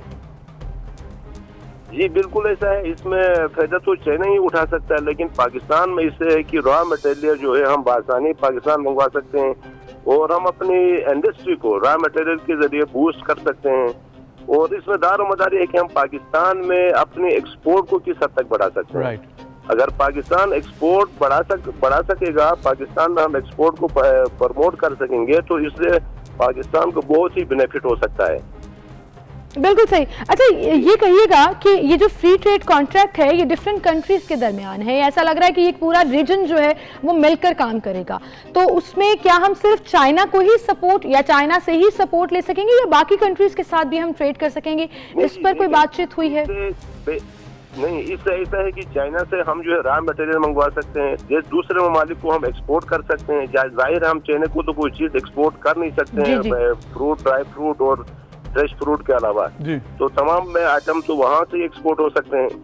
अच्छा, हम यहाँ से एक्सपोर्ट, वहाँ से रॉ मटेरियल मंगवा के हम यहाँ से अपने गुड्स बना के फिर दूसरे ममालिक को एक्सपोर्ट करने के लिए पाकिस्तान के लिए बहुत सारे मौके फराहम होंगे इस मुआहदे से। ठीक है, सही। मोहम्मद अली कायद साहब, ये भी बताइएगा कि जिस तरह आपने कहा कि बहुत ज़्यादा फायदा हो सकता है रॉ मटेरियल मंगवाएंगे, तो जब इस मुआहदे के तहत जिस तरह वर्ल्ड ट्रेड ऑर्गेनाइजेशन बनाई गई थी कि आपकी कस्टम ड्यूटीज़ कम हो जाएंगी, तो इसमें भी यही है कि कस्टम ड्यूटी कम होगी तो फिर रॉ मटेरियल की जो कॉस्ट है वो भी फिर आपको कम हो जाएगी, फिर इससे जो ट्रिकल डाउन इफेक्ट होगा, चीज़ों का भी रेट कम होगा। कस्टम ड्यूटीज का बढ़ना एक बहुत ही अलमिया था और अब भी है।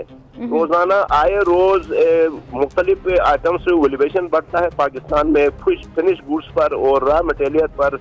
तो इस वजह से पाकिस्तान में जो बिजनेस कम्युनिटी है वो बहुत ही परेशान थी। तो मैं समझता हूँ कि इस मुआहदे के बाद बिजनेस कम्युनिटी को बहुत ही सहूलत मैसर होगी, क्योंकि जो हमारे कस्टम ड्यूटीज है, अच्छा, उसमें कमी आ जाएगी ताकि वो आसानी अपना रॉ मटेरियल जैसे फिनिश गुड्स भी हैं जो पाकिस्तान में महंगे पड़ते हैं, तो वो बाहर से मंगवाने के लिए तो इनकी कस्टम ड्यूटीज में कमी आ जाएंगी, तो इस ताजरों में खुशहाली आ जाएगी इंशाल्लाह। बिल्कुल ठीक, और ताजरों में खुशहाली आएगी तो डेफिनेटली मुल्क की मईशत भी बेहतर होगी। जाते जाते सर ये बताइएगा कि एक्सपोर्ट्स कौन कौन सी चीज़ें हम कर सकते हैं और उसमें हम ज़्यादा एक्सेल कर सकते हैं? कोई फील्ड, कोई प्रोडक्ट जो आपको लगता हो कि ये बहुत ज़्यादा, इसके ऊपर अगर हम फोकस करें तो हम बहुत एक्सेल कर सकते हैं? जीबी के हवाले, गिलगित बल्तिस्तान के हवाले से हम ड्राई फ्रूट पूरा दुनिया को एक्सपोर्ट कर सकते हैं। यहाँ के ऐसे फ्रूट्स, ड्राई फ्रूट्स हैं कि, और उसके अलावा मिनर जो है हमारे पास, अच्छा, कीमती दास हैं, वो हम पूरा दुनिया को एक्सपोर्ट कर सकते हैं। जो हमारे पहाड़ों में छुपे हुए हैं बड़े खजाने हैं, अच्छा, मार्बल के बहुत सारे खजाने हैं यहाँ पे। लेकिन मटेरियल बेस्ड चीजें कौन सी होंगी पाकिस्तान में? देखें जी, मटेरियल बेस्ड चीजें कौन सी होंगी सर? नहीं, इसमें देखे ना, पाकिस्तान में आप देखें जो हमारे क्या कहते हैं, ये फुटवेयर वगैरह भी पाकिस्तान से बहुत ही उसमें अंदाज में एक्सपोर्ट कर सकते हैं हम लोग। और इसके अलावा बेसाल के तौर पे क्लॉथ है, पाकिस्तान का क्लॉथ पूरे दुनिया में मशहूर है, हम उसको एक्सपोर्ट कर सकते हैं। रॉ मटेरियल, धागा वगैरह हम चाइना से मंगवा सकते हैं। तो वो पाकिस्तान की इंडस्ट्री को फायदा होने जा रहा है एक्सपोर्ट में भी और फिर इंपोर्ट में भी, क्योंकि इंपोर्ट होगी तो वो भी सस्ती होगी, क्योंकि इंपोर्ट कस्टम्स जो है वो ड्यूटी कम पैदा होंगी। इंपोर्ट में भी बहुत सारे रुकावटें हाइल थी, वो भी इंशाल्लाह इस मुआहदे से खत्म होंगी और हमारा एक्सपोर्ट भी बहुत ही बढ़ सकता है इससे। बिल्कुल सही, बिल्कुल सही। बहुत शुक्रिया, आप हमारे साथ मौजूद थे, वाइस प्रेसिडेंट ऑफ FPCC आए और उन्होंने कहा कि इस मुआहदे से पाकिस्तान को ना सिर्फ एक्सपोर्ट्स में, ना सिर्फ इंपोर्ट्स में, बल्कि ताजरों की जो जिसे कहते हैं ना कि कारोबार एक्सेल करेगा और पाकिस्तान की मईशत बेहतर होगी, इंपोर्ट बेहतर होगी और एक्सपोर्ट में भी पाकिस्तान मजीद काम कर सकता है। ये पाकिस्तान के लिए अच्छा है, उम्मीद करते हैं पाकिस्तान इससे फ़ायदा उठाएगा। एक ब्रेक लेते हैं, फिर मिलेंगे।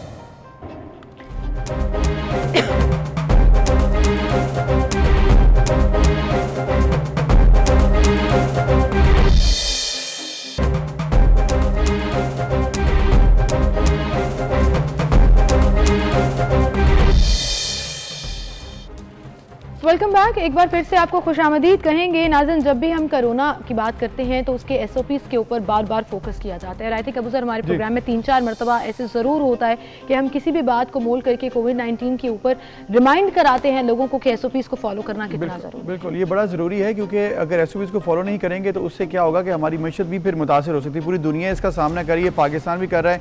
और अगर हम खुसूसन शहर लाहौर की बात करें जो कि बड़ा शहर है और पाकिस्तान में बिज़ीएस्ट शहरों में इसका शुमार है कराची के बाद, तो फिर क्या होगा कि अगर यहाँ पे SOPs फॉलो नहीं होंगे तो फिर नुकसान आवाम का ही होगा। फिर इसके साथ साथ लाहौर के बहुत से दीगर भी मसाइल हैं जिस पर बात करना बड़ा ज़रूरी होता है, क्योंकि बड़ा शहर मेट्रोपॉलिटन शहर हो और उसके मसाइल ना हो, ये बात मुमकिन नहीं है। बिल्कुल सही। तो तमाम चीज़ें जो लुक आफ्टर करते हैं, जिनकी ड्यूटी और जॉब डोमेन में ये आता है कि हर चीज़ को ना सिर्फ बेहतर करना है बल्कि लोगों को अवेयरनेस के साथ साथ एक्चुअली पाबंद भी करना है कि वो इन तमाम चीज़ों को फॉलो करें। DC लाहौर इस वक्त हमारे साथ मौजूद हैं, जिनसे हम बात करेंगे। मुदस्सिर रियाज मलिक साहब, उन्हें मैं खुशामदीद कहूँगी। अस्सलाम वालेकुम मुदस्सिर जी। वालेकुम, बहुत शुक्रिया सर, बहुत शुक्रिया तशरीफ आवरी के लिए। कोविड-19 की वजह से मैं हमेशा ये कहती हूँ कि आप लोगों की ड्यूटीज़ बहुत ज़्यादा स्ट्रिक्ट भी हो गई और जिसे कहते हैं ना मुश्किल भी हो गई कि लोगों को ना सिर्फ समझाना है, अवेयरनेस देनी है और बताना भी है। आजकल बड़ी ये डिफरेंट चेंजेस आ रही हैं कि SOPs किस तरह से फॉलो करने हैं। फिर लोग कहीं ऐसे कहना शुरू कर देते हैं कि कोरोना तो है ही नहीं, हमने मास्क नहीं पहनना। ज़िले इंतज़ामिया क्या रोल प्ले कर रही है कोविड-19 के SOPs को फॉलो कराने में, और क्या क्या इस पूरी डोमेन में आता है? देखिए, हमारे पास जो इसका फ्रेमवर्क अवेलेबल है वो ये है कि NCOC से डिसीजन मेकिंग होती है और वो ट्रिकल डाउन करती है गवर्नमेंट ऑफ पंजाब की तरफ या एनी गवर्नमेंट ऑफ, उसको इम्प्लीमेंट किया जाता है after the approval of the cabinet. So अभी हमने स्मार्ट लॉकडाउन भी किया था 11 जगहों के ऊपर, वेरी स्मॉल पॉकेट्स जहाँ पर मुख्तलिफ एरियाज़ के अंदर जहाँ पर कंसनट्रेशन थी पेशेंट्स की, तो वहाँ पर भी वो डेफिनेटली वो डिसीजन था कैबिनेट का। सो SOPs को फॉलो, मुख्तलिफ SOPs हैं, वो हम कोशिश करते रहते हैं कि उसको इम्प्लीमेंट करवाया जाए। जैसे आपको पता है कि गवर्नमेंट की पॉलिसी ये है कि किस तरह रोज़गार भी चलता रहे, वो डिस्टर्ब ना हो, बिजनेसेस चलते रहे। आपको याद है पिछले 4-5 बहुत ज़्यादा इफेक्ट हुआ था, बहुत इश्यूज़ बने, बड़ी बेरोज़गारी भी हुई, बड़े इश्यूज़ बने सबने, बल्कि आई होप कि आपने देखा होगा कितने लोगों ने सफ़र किया कारोबार की। सो वो उसको भी वेरी डिफिकल्ट है बेसिकली आपस में एक बैलेंस रखना है। ये बैलेंस रखना ही असल में एक टास्क है बहुत बड़ा। इंटरनेशनली देखा जाए, अमेरिका और इंडिया और यूरोप में ये बहस चल रही है कि लॉकडाउन दोबारा होना चाहिए, नहीं होना चाहिए, किस तरह से किसी से कंट्रोल करना है। लाहौर में खुसूसन अब क्या प्लान बनाने जा रहे हैं, क्योंकि जो स्मार्ट लॉकडाउन होता है ना, वो उसमें अक्सर ये देखा गया है कि रास्ते खुले होते हैं, लोग आ रहे जा रहे होते हैं, उस तरह से जब तक स्ट्रिक्टली लॉकडाउन इंप्लीमेंट ना होना, ये चीज़ पॉसिबल होती है, इम्पॉसिबल होती है लोगों को करवाने के लिए। देखिए, हमने जो अभी 11 जो जगहों पे किया था माइक्रो लेवल के ऊपर, वो स्ट्रीट्स थी बेसिकली, 2-2 स्ट्रीट्स थी, वहाँ पर तो हमने पूरी इम्प्लीमेंट किया इसको। आने जाने में सख्त रिस्ट्रिक्शन थी, शनाख्ती कार्ड के बगैर कोई एंटर नहीं हो सकता था। सो लेकिन ऑब्वियसली सख्ती करनी पड़ेगी। अभी अगर ये लोग, हम अवेयरनेस जनरेट करने की कोशिश करें, आपके तवज्जुह से आप डेली बेसिस पे मीडिया डेली बेसिस पे करते हैं। सो लोगों को अब ये खुद एहसास करना पड़ेगा। अगर एहसास नहीं करेंगे, अल्टीमेटली फिर हमें स्मार्ट की जगह में भी ब्रॉडर लॉकडाउन की तरफ भी जाना पड़े, जो प्रॉपर लॉकडाउन होता है, जो कोई भी अफोर्ड नहीं कर सकता। ऑब्वियसली वो बड़ा डिफिकल्ट है लोगों के लिए, उसमें बड़े इश्यूज फिर क्रिएट होते हैं। डीसी साहब, बहुत मुश्किल होता है with limited resources and limited human power, इन तमाम चीज़ों को देखना, लुक आफ्टर भी करना लोगों को भी। अब ऐसे में एक चीज़ जो गवर्नमेंट की तरफ से अनाउंस की गई वो टाइगर फोर्स के हवाले से, कि टाइगर फोर्स होंगे, वो आपकी ईयर्स एंड आइज़ बनेंगे और आपका एक हेल्पिंग हैंड होगा। वॉलंटियर्स होते हैं, क्या लाहौर डिस्ट्रिक्ट गवर्नमेंट ने उनको ऑन बोर्ड लिया है? आपके साथ कितने टाइगर फोर्स के लोग हैं जो रजिस्टर्ड हैं? क्योंकि हमें तो सच वो उस तरह से नज़र नहीं आते हैं, और फिर जब उनसे हमारी बात हुई तो बारहा ये कहा गया हमें कार्ड्स नहीं दिए गए, या कहीं यूनिफॉर्म्स की भी बात हो रही थी। तो इस चीज़ को आप कैसे कोऑर्डिनेट कर? देखिए, आज भी मेरी टाइगर फोर्स से हमारी मीटिंग है, हम बिल्कुल ऑन बोर्ड है। वो तकरीबन 2 हफ्ते पहले भी एक मीटिंग मैंने खुद की थी उनके साथ। जो उनकी बॉडी है, हर तहसील लेवल पे एक उनका कोऑर्डिनेटर बना हुआ है, बिल्कुल ऑन बोर्ड है। आपने खुद बताया वॉलंटियर्स हैं, तो वॉलंटियरिज्म जो है वो एक डेफिनेटली डिफरेंट एक आस्पेक्ट है उसका।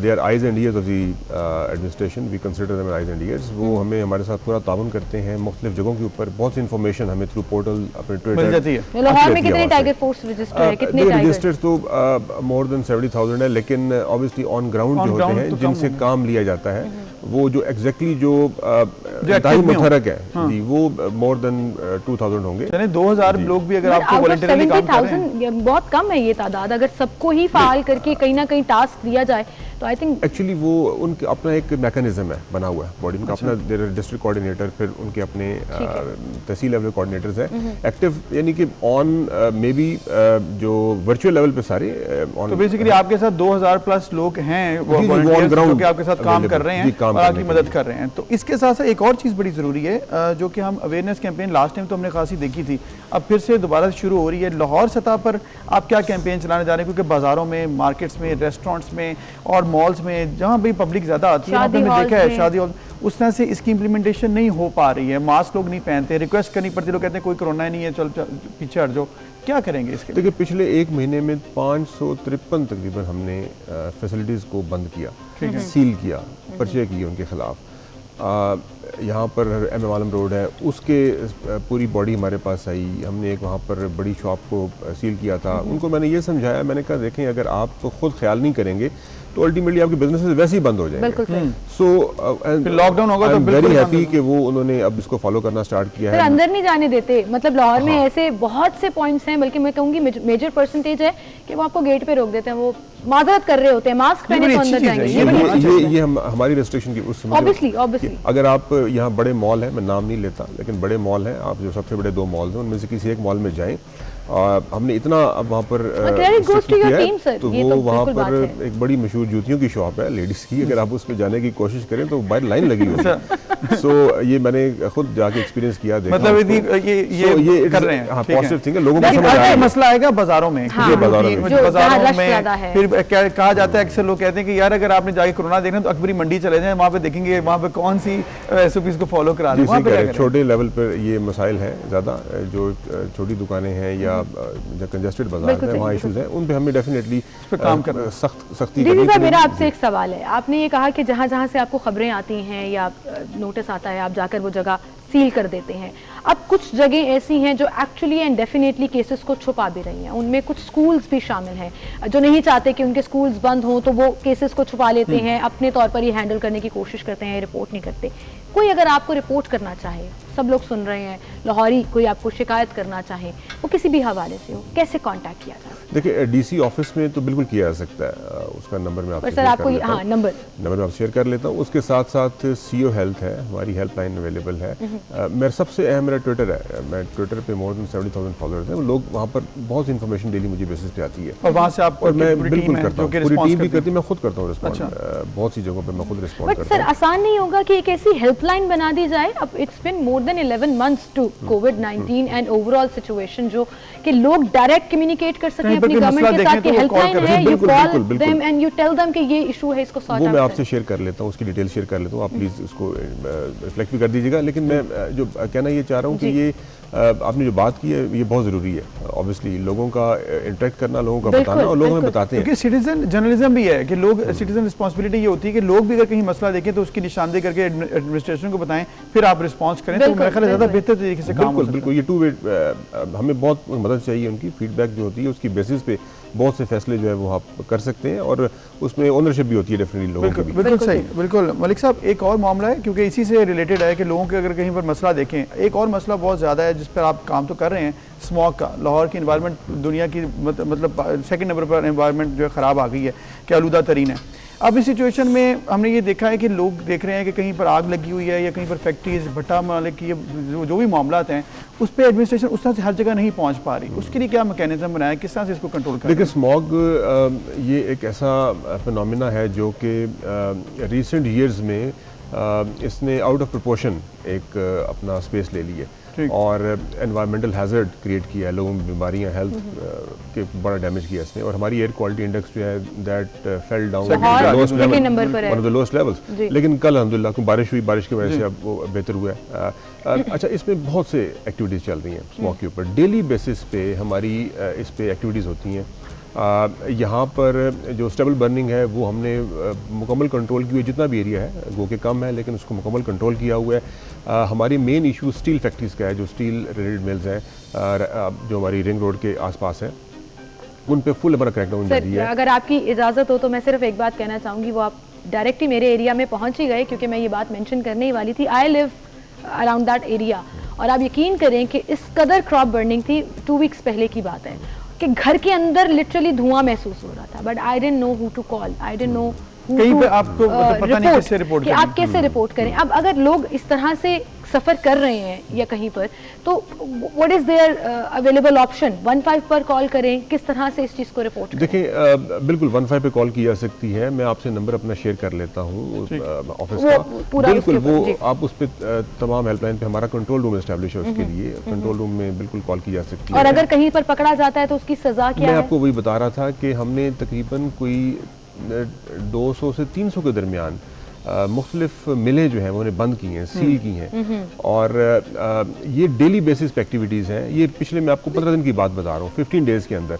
अच्छा, भट्टे जो हैं हमने 30 बंद किए हैं, जिगजैग टेक्नोलॉजी पे हम आ रहे हैं, वो कह रहे हैं हम बिल्कुल 166 भट्टा यहाँ पर है, उसमें से 35% जिगजैग पे जा चुके हैं, बाकी जिगजैग पे हमने लेके आने हैं।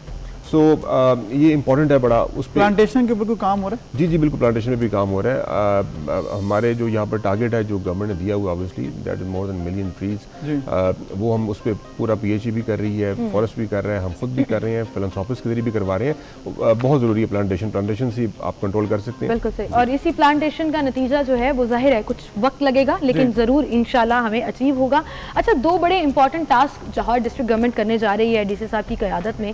एक तो है है जी, सोना लाहौर हफ्ता मनाया जा रहा है कि ये पूरा हफ्ता ब्यूटिफिकेशन ऑफ लाहौर के ऊपर काम किया जाएगा और इस कैंपेन को सोना लाहौर के नाम से जो है वो बुलाया जाएगा। इसके अलावा एक और जो पूरा वीक सेलिब्रेट किया जा रहा है वो है सीरतुन नबी सल्लल्लाहु अलैहि वसल्लम की मुनासिबत से रहमतुल्लिल आलमीन हफ्ता, शान रहमतुल्लिल आलमीन जो है वो मनाया जा रहा है। तो इन दोनों के ऊपर भी हम बात करेंगे डीसी साहब से, लेकिन अभी एक ब्रेक लेते हैं।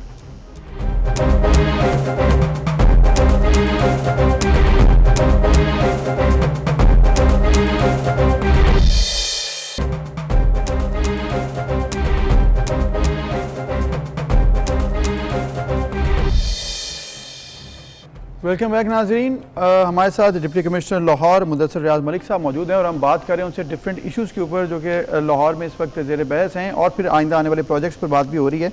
मलिक साहब, हम बात कर रहे थे कोरोना कोविड केसेस पर किस तरह से कंट्रोल किया जा रहा है। स्कूल्स कॉलेजेस का एक बड़ा मसला है कि वहाँ पर भी केसेस कुछ सामने आ रहे हैं लेकिन उस तरह से उनको कंट्रोल नहीं किया जा रहा, कुछ बंद नहीं हो रहे हैं, उस पर क्या अपडेट्स हैं? देखिए, हमने कुछ स्कूल बंद भी किए, सील की, जहाँ पर इन्फॉर्मेशन हमारे पास आई, लेकिन अभी as a matter of policy हमने सैटरडे और मंडे को, ये पिछले लास्ट 3-4 दिनों के अंदर हमने कुछ 7,000 से ज़्यादा टेस्ट करवाए हैं। अच्छा। अराउंड 8,000 टेस्ट रैंडम सैम्पलिंग हमने की है प्राइवेट स्कूलों में भी और पब्लिक स्कूल्स में भी। उसके रिपोर्ट्स हमारे पास एक्सपेक्टेड है तो उसकी बेसिस पे हम फिर गवर्नमेंट को सजेस्ट करने लगे हैं कि स्कूल्स के बारे में क्या फैसला सही। तभी 23 नवंबर तक जो है वो डिले भी किया गया। I think random testing is a best strategy, जिसमें आप कोई रिपोर्ट नहीं भी करा तो आप खुद डिग आउट कर सकते हैं कि उस सर्वे में आपके पास रिपोर्ट्स क्या आई हैं। अच्छा, दूसरी तरफ सर, सोना लाहौर कैंपेन, मुझे तो वैसे ही बड़ी खुशी होती है लाहौर जी। कोविड से रिलेटेड एक नंबर जिस पे हम बात कर रहे थे उस पे बात कर लेते हैं कि कोई भी इशू हो, कहीं पर आपको प्रॉब्लम नजर आए, कहीं पर एसओपीज को फॉलो नहीं हो रहे, तो जिस तरह डीसी साहब ने कहा था कि एक नंबर हम आपसे शेयर करते हैं, वो नंबर है जी 0307 0002345। डिस्ट्रिक्ट कंट्रोल रूम का ये नंबर है, आप इस पे कॉल करें अगर कहीं पर भी आपको एसओपीज की खिलाफवर्जी नजर आती है। आप व्हाट्सएप कर सकते हैं, कोई भी सबूत, कोई भी चीज़ आपके पास है और आप चाहते हैं कि गवर्नमेंट उस पर एक्शन ले, तो आप ये नंबर जो आपकी स्क्रीन पर भी चल रहा है, आप इस पर अपना रिस्पॉन्स और रिपोर्ट जो है वो कर सकते हैं। सो अब आ जाते हैं सोना लाहौर कैंपेन पर, जिस पर मैं बात करी। तो I am a die heart lover of Lahore. तो जब सोना लाहौर कहा जाता है ना तो खुद ब खुद मेरे मुंह पे स्माइल आ जाती है। और हमने देखा है कि लाहौर ओवर द ईयर्स बहुत ज़्यादा डेवलप हुआ, बहुत ज़्यादा साफ़ सुथरा भी हुआ। अब ये जो कैंपेन ब्यूटिफिकेशन ऑफ लाहौर के तहत की जा रही है, इस कैंपेन में क्या होगा, इस पूरे हफ्ते में क्या क्या एक्टिविटीज़ होंगी? देखिए, इसके वेरियस कॉन्टूर्स हैं। ये कैंपेन वीक तो सिर्फ आप समझ लें कि ये एक थ्रू अ मिशन के तहत की जा रही है। ये कैंपेन तो पूरा साल रहेगी, लेकिन हफ्ते के अंदर हम मोमेंटम बिल्डअप करेंगे। सारे डिपार्टमेंट्स को इकट्ठा करके हमने ये देखा कि डिपार्टमेंट्स थोड़े से अलग अलग तरीके से काम कर रहे थे। सो व्हाट वी थॉट कि उन सबको इकट्ठा एक प्लेटफॉर्म पे लाया जाए, इकट्ठा काम किया जाए, उससे सिनर्जिकल इफेक्ट होगा, उससे जो इम्पैक्ट है उसका वो मैनीफोल्ड होगा। है डेली बेसिस के काम है। फॉर एग्जांपल कई काम ऐसे जो बरसत रात से नहीं हो रहे थे, जो कि यूजुअल रूटीन के काम थे।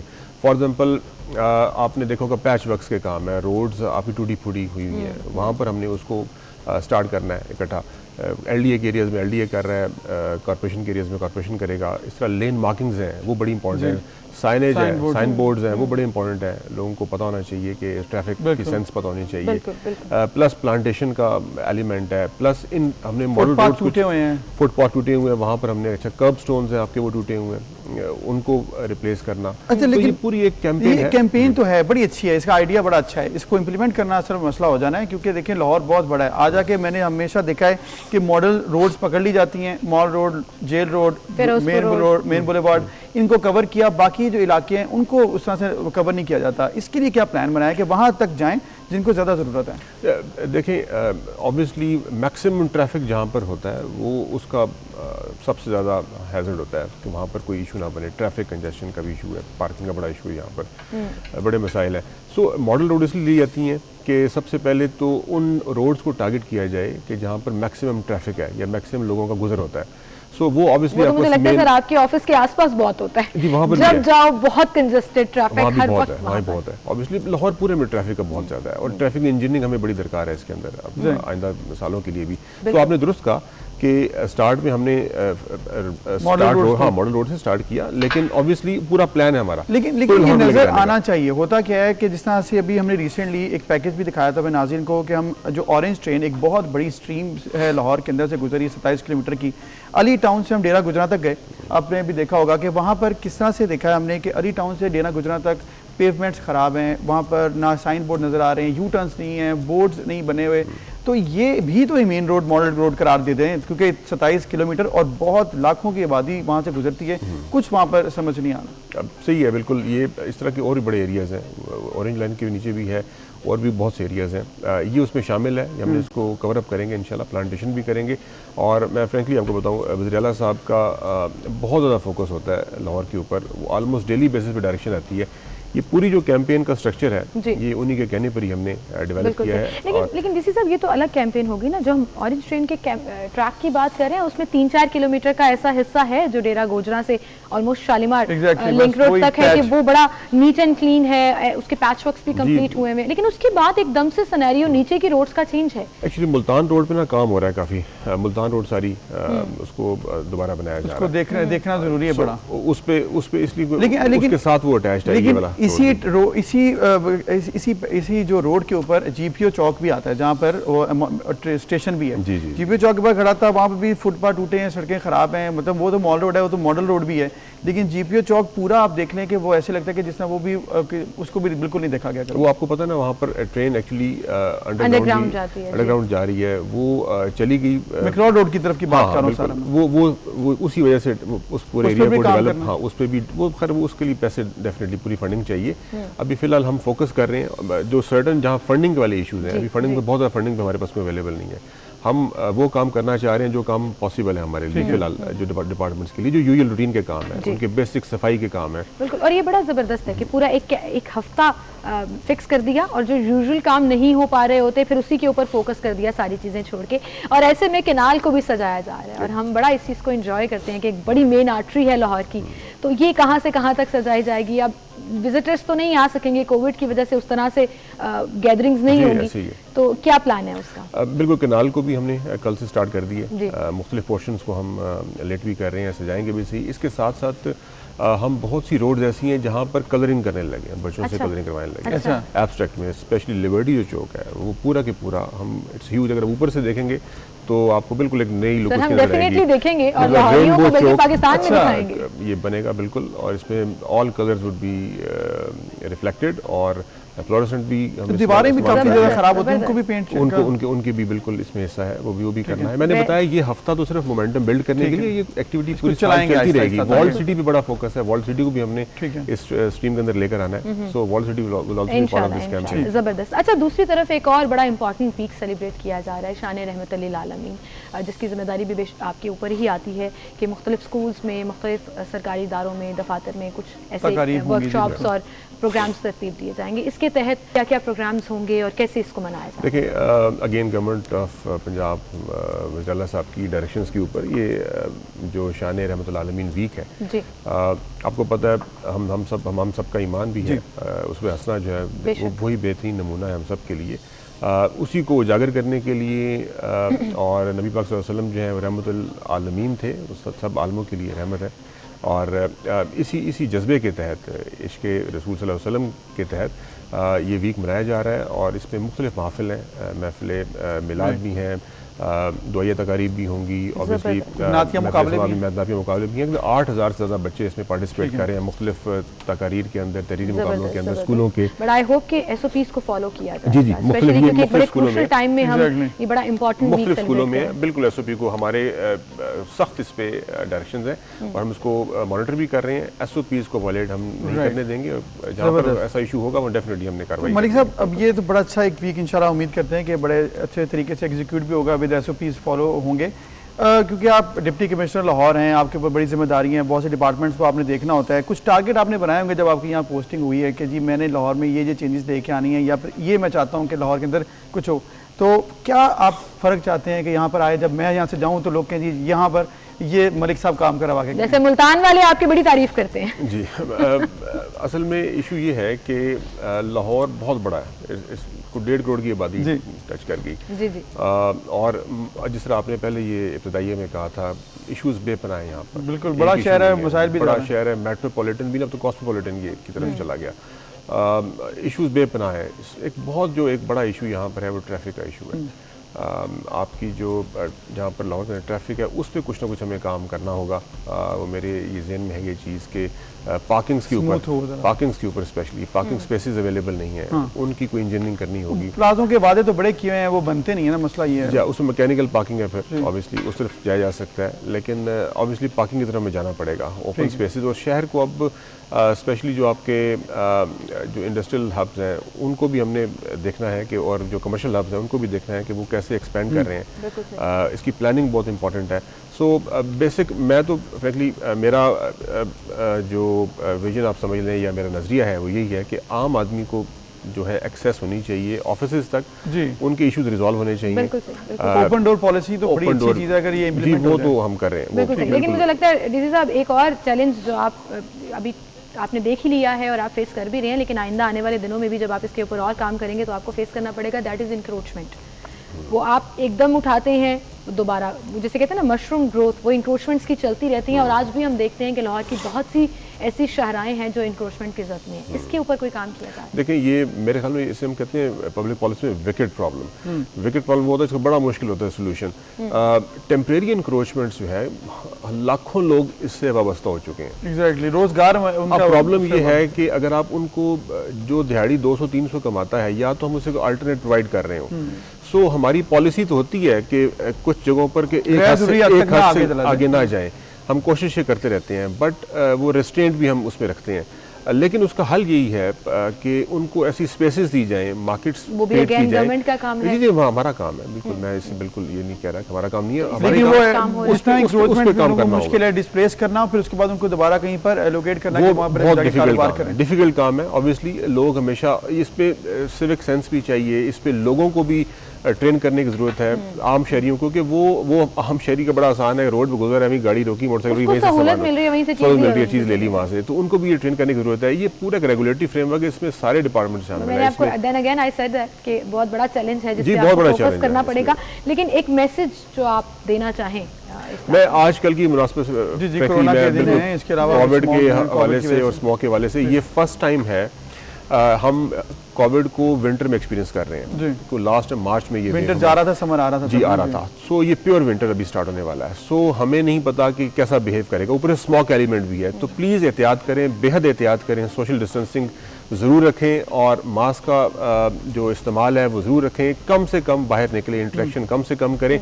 इंशाल्लाह अच्छे वक्त आएंगे। इंशाल्लाह। इसी नोट पर हम आपका शुक्रिया अदा करेंगे। और मैं ये बता दूं कि डीसी साहब ने एक्चुअली मास्क पहना हुआ था, and we requested him, and उन्होंने कहा कि हाँ ठीक है, सेफ डिस्टेंस है तो मैं मास्क उतार सकता हूं। I think that's kind of dedication जो हमें अफसरान से लेकर लोअर स्टाफ से लेकर एक आम आदमी तक नजर आनी चाहिए कि आपने अपनी सेहत का खुद ख्याल रखना है, मास्क का इस्तेमाल यकीन। बिल्कुल, क्योंकि अगर आप SOPs को फॉलो करेंगे तभी हम कोविड से बच सकते हैं, और यही एक वाहिद तरीकाकार है। इसके अलावा और कोई तरीका नहीं है, SOP को आपने फॉलो करना है। मुज़फ़्फ़र रियाज मलिक साहब, आपका बहुत शुक्रिया, आप हमारे साथ मौजूद थे, और हमने तमाम जो कि लाहौर के इश्यूज थे उन पर हमने आज डिस्कस किया। बिल्कुल, इसी के साथ हम एक ब्रेक की तरफ चलते हैं, फिर आप हेडलाइंस जानिएगा। हम आपसे कल मिलेंगे, अपना ख्याल रखिएगा, अल्लाह हाफ़िज़।